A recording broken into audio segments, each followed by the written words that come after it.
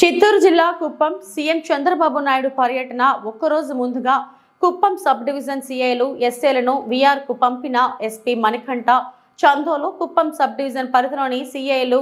ఎస్ఐలు బదిలీ Kuppam urban rural సీఐలు రమణ ఈశ్వర్ రెడ్డిలను అనంతపురం వీఆర్ కు బదిలీ Kuppam SI Subbareddy Gudipalli SI Lakshmikanth Ramakuppam SI Shivakumar Ralla Budugur SI సుమన్ను చిత్తూరు వీఆర్ కు బదిలీ చేశారు।